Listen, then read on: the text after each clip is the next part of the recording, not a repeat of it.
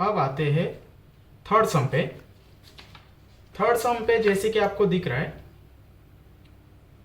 Question है segment RM and segment RN are tangent segment of a circle. तो हमें दिख रहा है ये सर्कल है एंड ये एक्सटर्नल पॉइंट से R से M तलक एक आया है, पॉइंट आके उसमें टच हुआ है एंड एंड में आके टच हुआ है। तो ये दोनों क्या हुए, टेंजेंट हुए ऑफ द सर्कल के, विद सेंटर O। सेंटर में नाम क्या दिया है, O। हमें प्रूफ ये करना है कि सेगमेंट OR दिया नहीं है, हम इसको बना लेते हैं। ये हमने बना लिया सेगमेंट OR। अब जैसे ही मैंने ये सेगमेंट बनाया तो आपको दिख रहा होगा कि इसमें दो ट्रायंगल्स बन चुके। अपर साइड के ट्रायंगल का नाम है OMR एंड लोअर साइड के ट्रायंगल का नाम है ONR। तो आपको दो ट्रायंगल दिख रहे हैं ताकि आपको ये अच्छे से समझ में आए और याद भी आ जाए कि हम इसमें कौन सा टेस्ट यूज करने वाले हैं। ये सम को स्टार्ट करने से पहले मैं आपको थोड़ा सा बेसिक्स याद दिला देना चाहता हूं। तो जैसे कि हमें पता है कि अगर हमें दो ट्रायंगल दे दिया जाए और हमें बोल दे कि करस्पॉन्डिंग एंगल को प्रूव करो कि वो दोनों कॉन्ग्रुएंट है, तो सबसे पहले हमें इसमें क्या करना पड़ता है कि दोनों ट्रायंगल कॉन्ग्रुएंट एक दूसरे से है कि नहीं, ये पहले प्रूफ करना पड़ता है। और इस चीज को प्रूफ करने के लिए हमें क्या करना पड़ता है कि कोई भी तीन एलिमेंट इस ट्रायंगल में से और इस ट्रायंगल में, ठीक है, तीन एलिमेंट कॉन्ग्रुएंट है कि नहीं वो देखना पड़ता है। ठीक है, कोई भी तीन चीज दोनों में सेम है कि नहीं वो देखना पड़ता है। उसके बाद ही हम बोल सकते हैं कि ये दोनों ट्रायंगल एक दूसरे से क्या है, कॉन्ग्रुएंट है। और अगर दोनों ट्रायंगल कॉन्ग्रुएंट है तो इनके एंगल्स भी करस्पॉन्डिंग जो है वो कॉन्ग्रुएंट होंगे। तो हमने कितने सारे टेस्ट पढ़े हैं, एक है ट्रिपल एस टेस्ट जिसमें तीनों साइड को हम क्या करते हैं, प्रूफ करते हैं कि कॉन्ग्रुएंट है कि नहीं। सेकेंड है SAS टेस्ट, ठीक है। फिर थर्ड है SAA टेस्ट और लास्ट एक और है हाइपोटेनस टेस्ट। हाइपोटेनस टेस्ट में क्या होता है, अगर कोई भी एक एंगल 90 डिग्री का मिल जाए, इट मींस कि अगर उसमें राइट एंगल मौजूद हो तो फिर हम उसको सीधा हाइपोटेनस टेस्ट बोलते हैं, जिसमें ये सारे टेस्ट नहीं आते। जबकि इसमें एक साइड एक एंगल या दो साइड एक एंगल आ सकते हैं, लेकिन उसको हम हाइपोटेनस टेस्ट ही बोलेंगे, उसको SAA टेस्ट नहीं बोलेंगे, उसको SAS टेस्ट भी नहीं बोलेंगे। ठीक है ना। तो देखते हैं अभी इसमें कौन सा टेस्ट यूज होता है। अब इसमें हमें प्रूफ करने बोला है कि OR जो है बाइसेक्ट किया है किसको, एंगल MRN को, MRN। तो आपको समझ में आ रहा है MRN कैसा है, MRN कुछ इस तरीके से है, MRN को किसने बाइसेक्ट किया है, OR ने। ठीक है ना, ये दिख रहा है आपको OR। तो अगर मैं यहां से एक लाइन बना दूं, ये है O, ठीक है, तो ये OR यहां पर OR, ठीक है। आपको और अच्छे से समझाने के लिए मैं अलग से भी एक और बार ड्रॉ करके बता रहा हूं। तो ये है OR जिसने MRN को क्या किया है, बाइसेक्ट किया है। और एक कौन से एंगल को बाइसेक्ट किया है, MON। ये दिख रहा है आपको MON। तो यहां से अगर मैं MON, मतलब ये OR नहीं, MON, ये वाले एंगल को भी बाइसेक्ट किया है और ये वाले एंगल को भी बाइसेक्ट किया है। ठीक है ना, ये वाले एंगल को और ये वाले एंगल को बाइसेक्ट। बाइसेक्ट का मतलब याद रखिए कि जब भी बाइसेक्ट आता है तो चाहे वो एंगल हो या कुछ भी हो, लाइन हो, वो हाफ हाफ में बढ़ जाता है। इतना याद रखिए, अगर ये एंगल यहां पर 100 डिग्री का है, ये वाला एंगल, और अगर बाइसेक्ट वर्ड यूज किया, इसका मतलब वो एंगल जरूर हाफ हाफ में बटा है, 50-50। अगर वो 90 डिग्री का है तो 45-45 में बटा है। अब हमें ये प्रूफ करना है, तो इसका सॉल्यूशन चालू करते हैं। ठीक है, तो मैंने बताया कि इसमें दो ट्रायंगल है, तो in triangle RMO and triangle RNO, ध्यान रखना है मैं ट्रायंगल बोल रहा हूं, क्लोज्ड फिगर। ठीक है, अब मैं इस ट्रायंगल के अंदर के एंगल्स की बात कर रहा हूं। तो एंगल का नाम क्या है, एंगल RMO। और मैंने बताया है एंगल जब भी मैं बोलता हूं तो कौन सा वाला लेटर देखना है तीनों में से, मिडल वाला, मैं यहां पर एम की बात करूंगा, ठीक है। तो यहां पर angle R M O is equals to 90 degree and angle R N O is equals to 90 degree. Again M और एन, ये देखिए एम और एन, मैंने यहां पर 90 डिग्री लिखा है, तो मैं यहां पर उसका सिंबल भी बना देता हूं। अब ये 90 डिग्री मैंने ऐसे ही क्यों लिख दिया, कैसे पता चला? तो हमने पढ़ा है ना टेंजेंट थ्योरम, ठीक है। तो ये सर्कल है, टेंजेंट आके एक पॉइंट पे टच हुआ है और रेडियस से वो टेंजेंट में टच हुआ है, ठीक है ना, टेंजेंट के पॉइंट ऑफ कांटेक्ट से। इसका मतलब क्या हुआ, यहां पर परपेंडिकुलर एंगल बना है, तो वो 90 डिग्री का होता है। ओके, ये खत्म हुआ ना। अगर ये 90 डिग्री का बना हुआ है तो जरूर इसके ऑपोजिट वाला जो साइड है वो क्या कहलाता है, वो कहलाता है हाइपोटेनस। तो हमारे पास क्या है, हाइपोटेनस ओ आर ऊपर वाले ट्रायंगल के लिए, ठीक है ना, आर एम ओ के लिए हाइपोटेनस कौन है, ओ आर, और same to same hypotenuse O R नीचे वाला जो ट्रायंगल है उसका भी 90 डिग्री का जो सामने वाला साइड है वो भी कौन सा है, ओ आर ही है। तो दोनों ट्रायंगल के 90 डिग्री के ऑपोजिट में कौन सा साइड है, hypotenuse O R, O R. तो ये जो लाइन है, ये जो हाइपोटेनस है, ये दोनों ट्रायंगल के लिए क्या हो गया, दोनों ट्रायंगल के लिए कॉमन साइड हो गया। याद रखिए 3 चीज प्रूफ करना है, तो हमने अभी तक 2 कर दिए। देखिए एक एंगल इस ट्रायंगल का इसके साथ, देन एक साइड इस ट्रायंगल का इस ट्रायंगल के साथ, ठीक है ना, वो कॉमन है लेकिन दोनों ट्रायंगल में वो इक्वल है। नाउ एक लास्ट चीज, साइड ओ एम, देखिए यहां ओ एम की बात कर रहा हूं, O M is equals to, is congruent to, यहां पर भी कॉन्ग्रुएंट आएगा, is congruent to side O N. तो यहां पर अब मैंने ये ओ एम और ओ एन क्यों लिखा, ये मैंने इस वजह से लिखा क्योंकि ये सर्कल है और सर्कल के सेंटर से ओ एम क्या है, रेडियस है, एंड ओ एन भी क्या है, रेडियस है। तो ये हो गया radii of the same circle.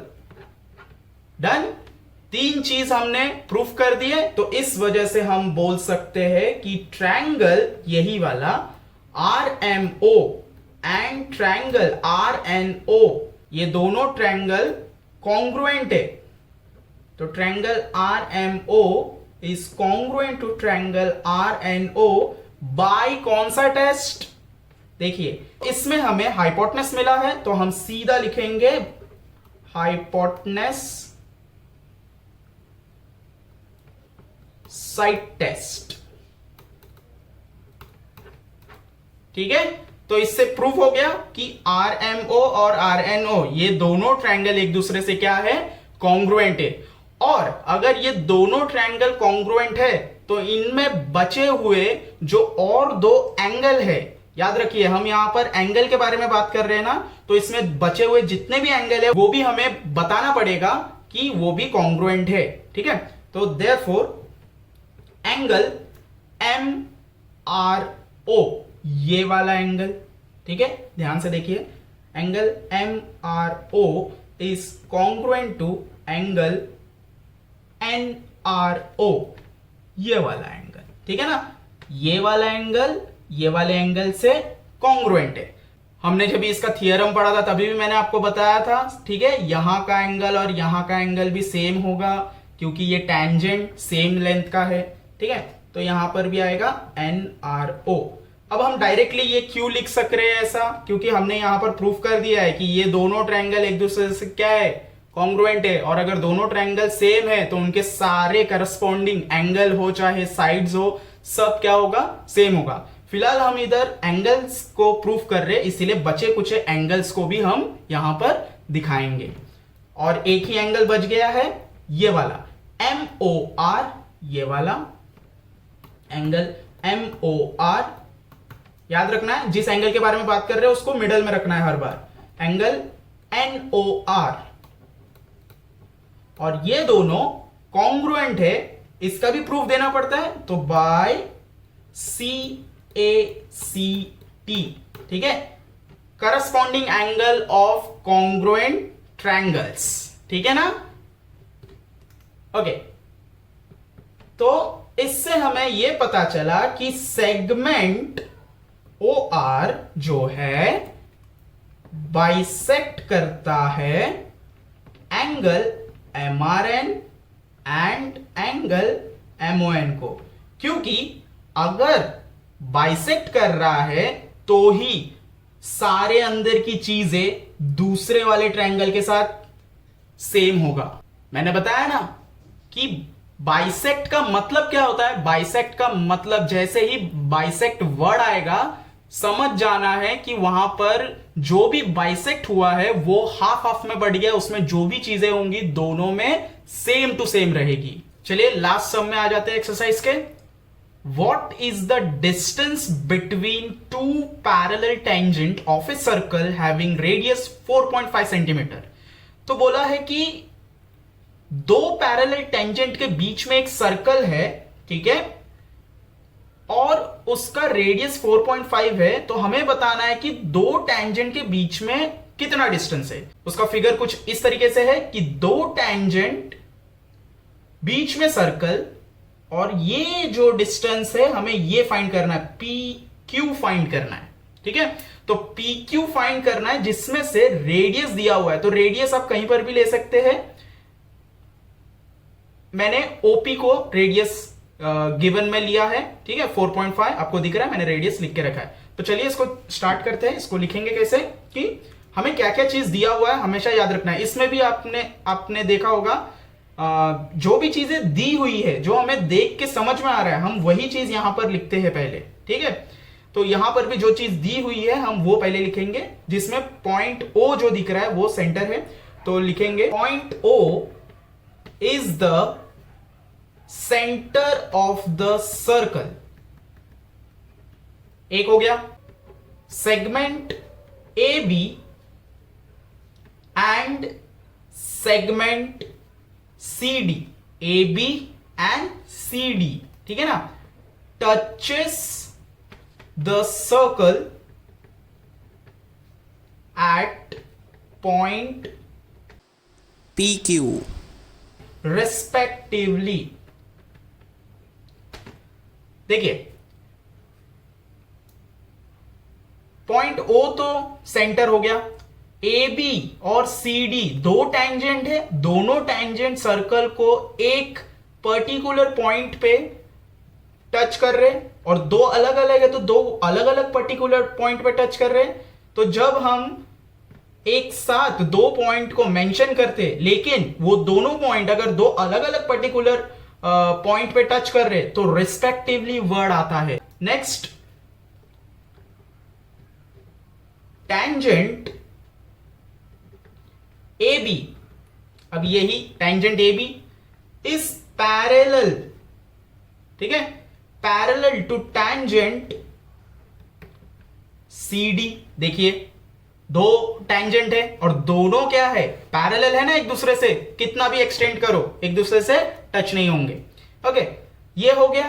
अब हमें और क्या दिया है, OP जो है वो रेडियस है 4.5 सेंटीमीटर दिया हुआ है, उसको लिखो फिर OP is equals to 4.5 centimetre, और क्या है गिवन, ठीक है। नेक्स्ट, अब क्योंकि हम लोग ने सारी चीजें लिख ली है, अब हमें यह देखना है कि जो डिस्टेंस है वो डिस्टेंस क्या है, PQ है वो डिस्टेंस, ठीक है ना। तो लिखेंगे segment PQ is the distance of line AB and line CD। तो लाइन AB और लाइन CD के बीच का क्या है, डिस्टेंस है, वही हमें इधर पूछा है। What is the distance between two parallel tangent of a circle, ठीक है ना, दो पैरेलल टेंजेंट के बीच का डिस्टेंस कितना है वही हम ढूंढ रहे, तो हमने लिख दिया, ठीक है। नेक्स्ट, इसका मतलब क्या हुआ, कि ओपी जो है, ओपी वो क्या है, सर्कल का रेडियस है, तो OP is the radius. Similarly PQ, ठीक है ना, PQ, PQ क्या है, फिर PQ दिख रहा है ना ऐसे में ही, सर्कल का डायमीटर है, तो PQ is the diameter. Okay, therefore PQ अगर डायमीटर है तो डायमीटर का फॉर्मूला क्या है, डायमीटर निकालने का फॉर्मूला है 2 इंटू रेडियस। ठीक है, अब 2 इंटू रेडियस कितना है, रेडियस OP है और OP कितना है 4.5 सेंटीमीटर गिवन में है, इसको नंबर 1 ले लेते हैं और यहां पर लिख देते हैं कि OP लिख दिया, एंड नेक्स्ट लाइन में 2 इंटू OP का मेजरमेंट कितना है 4.5, कौन से पॉइंट से मालूम पड़ रहा है, नंबर 1 पॉइंट से मालूम पड़ रहा है, तो लिखना है 4.5 फ्रॉम पॉइंट नंबर 1। अब हम यहां पर लिखेंगे 2 इंटू 4.5 कितना होता है 9 सेंटीमीटर, तो PQ का मेजरमेंट कितना है 9 सेंटीमीटर। ठीक है, तो दो पैरेलल टेंजेंट के बीच का मेजरमेंट कितना है, PQ 9 सेंटीमीटर मेजरमेंट है। ठीक है, तो इसी के साथ ये वाला एक्सरसाइज खत्म होता है। आई होप आपको सारे सम्स अच्छे से समझ में आए होंगे। अगर कोई भी डाउट है तो आप कमेंट कर सकते हैं। मैं सजेस्ट करूंगा इसके सारे जो बेसिक्स वीडियोस है, पार्ट 1, पार्ट 2, पार्ट 3, वो आप आई बटन पे क्लिक करके उसको प्लीज देखिए। वो आप देखेंगे तो ये और अच्छे से आपको समझ में आएगा। उसमें मैंने हर एक चीज को, छोटी छोटी चीज को मैंने एक्सप्लेन किया है।